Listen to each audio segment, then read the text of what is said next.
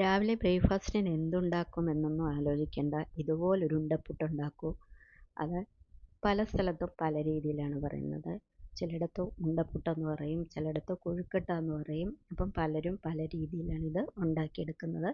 അപ്പം ഞാനും ഇത് കുറച്ച് ഡിഫറെൻ്റ് ആയിട്ടാണ് ഉണ്ടാക്കിയെടുക്കുന്നത്. ഞാനിത് തേങ്ങാപ്പാൽ ചേർത്താണ് ഇത് ഉണ്ടാക്കിയെടുക്കുന്നത്. നല്ല സോഫ്റ്റുമാണ്. അതുപോലെ തന്നെ ഒട്ടും കട്ടിയില്ല. നമ്മൾ വായിലിട്ടാൽ അലിഞ്ഞു പോകുന്ന ഒരു രീതിയിൽ ഉള്ള ഉണ്ടപ്പുട്ടാണ്. അപ്പം ഞാനിതിന് ഒരു പാത്രത്തിലേക്ക് 1.25 കപ്പ് അളവിലുള്ള തേങ്ങാപ്പാലാണ് എടുക്കുന്നത്. ഇത് നല്ല കട്ടിയുള്ള തേങ്ങാപ്പാലാണ്. ഇനി ഇതിലേക്ക് നമുക്ക് ചേർത്ത് കൊടുക്കാം ഒരു 5 കഷ്ണം ചെറിയ ഉള്ളി, 1/4 കപ്പ് തേങ്ങയും, അതേപോലെ തന്നെ 1 സ്പൂൺ അളവിൽ ഉള്ള ചെറിയ ജീരകവും കൂടെ ക്രഷ് ചെയ്താണ് ചേർക്കുന്നത്. അതുകൂടെ ചേർത്തിട്ട് 1/2 സ്പൂൺ നെയ്യും കൂടെ ഇതിനകത്തേക്ക് ചേർത്തിട്ട് നമുക്കിതിലേക്ക് ആവശ്യത്തിനുള്ള ഉപ്പും കൂടെ ചേർത്ത് കൊടുക്കാം. അപ്പോൾ അതും കൂടെ ചേർത്തിട്ട് ഇതൊന്ന് തിളച്ച് വരണം. അതായത് ജസ്റ്റ് ഒന്ന് വരുന്ന സമയമാകുമ്പോഴേക്കും വേണം നമുക്കിതിനകത്തേക്ക് പൊടി ചേർക്കാനായിട്ട്. അപ്പോൾ പൊടി എന്ന് പറയുമ്പോൾ പുട്ടുപൊടി തന്നെ ഇതിനകത്തേക്ക് ചേർത്ത് കൊടുക്കുക കേട്ടോ. ഉണ്ടപ്പുട്ടിന് നമ്മൾ പുട്ടുപൊടിയാണ് ചേർക്കുന്നത്. അപ്പം അതായത് അരിപ്പൊടി അല്ല നമ്മൾ ചേർത്ത് കൊടുക്കുന്നത്. അപ്പോൾ ഇത് ഞാൻ ഇതിനകത്തേക്ക് ചേർത്ത് കൊടുക്കുന്നുണ്ട്. അപ്പോൾ ഇത് ചേർത്ത് കൊടുക്കുമ്പോൾ നമ്മൾ സ്പൂൺ കൊണ്ട് ഇതുപോലെ ഇളക്കി കൊടുക്കണം. ഇല്ലെങ്കിലുണ്ടല്ലോ ഇത് കട്ട പിടിക്കാനുള്ള ചാൻസ് ഉണ്ട്. അപ്പം ഇത് ഞാൻ ഇതുപോലെ ഇളക്കി കൊടുക്കുന്നുണ്ട്. കണ്ടല്ലോ, 1 കപ്പ് പുട്ടുപൊടിക്ക് 1.25 കപ്പ് അളവിലുള്ള തേങ്ങാപ്പാൽ കറക്റ്റാണിത്. അപ്പോൾ ഇത് നന്നായിട്ട് കുറുകി വരുന്നുണ്ട്. നല്ല ചൂടുമാണ്. അപ്പോൾ ഇനി നമ്മൾ ഇത് ഒന്ന് അടച്ചു വെക്കണം. അടച്ചു വെച്ച് ജസ്റ്റ് ഇതിൻ്റെ നല്ല ചൂടൊന്ന് മാറിക്കിട്ടണം. ആ ഒരു സമയം വരെ അടച്ചു വെക്കണം. അപ്പം ഞാനിത് അടച്ചതിന് ശേഷം 5 മിനിറ്റ് കഴിഞ്ഞ് തുറന്ന് നോക്കിയിട്ടുണ്ട്. ഇപ്പോഴും നല്ല ചെറു ചൂടുണ്ട് കേട്ടോ.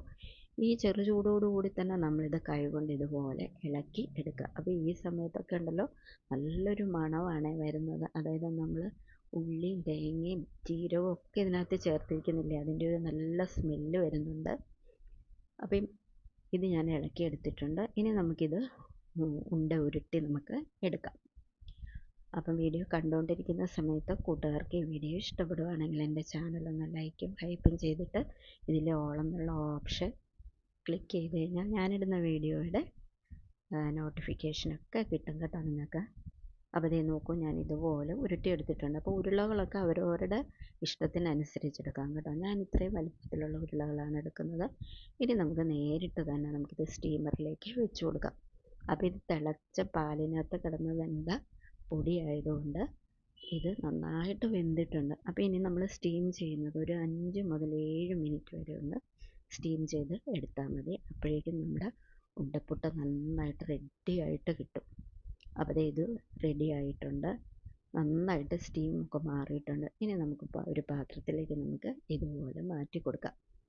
അപ്പോൾ നമ്മൾ ഇതിനകത്തേക്ക് ഈ തേങ്ങാപ്പാൽ ചേർക്കുന്ന സമയത്ത് ഒരല്പം പഞ്ചസാര, അതൊരല്പം കൂടുതൽ വേണമെങ്കിലും നല്ലതാണ് കേട്ടോ.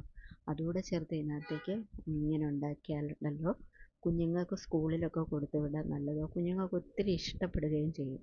അപ്പോൾ ഞാനിതൊരു പാത്രത്തിലേക്ക് ഇട്ട് കൊടുത്തതിന് ശേഷം ഇനി ഇതിലേക്ക് നമുക്ക് കുറച്ച് തേങ്ങ കൂടെ നമുക്കിതുപോലെ വിതറി കൊടുക്കാം. അപ്പോൾ ഇതിൻ്റെ കൂടെ ചിക്കൻ കറിയോ മീൻ കറിയോ ഇതൊന്നും അല്ലെന്നുണ്ടെങ്കിൽ കടലക്കറിയൊക്കെ നല്ല എരിവുള്ളതൊക്കെ ഉണ്ടാക്കി നമ്മൾ ഇതിൻ്റെ കൂടെ കഴിക്കാം. ഇതൊന്നും അല്ല എന്നുണ്ടെങ്കിൽ ഇതിനകത്ത് ചേർത്തിരിക്കുന്ന ഇൻഗ്രീഡിയൻസൊക്കെ നിങ്ങൾക്ക് മനസ്സിലായില്ലേ.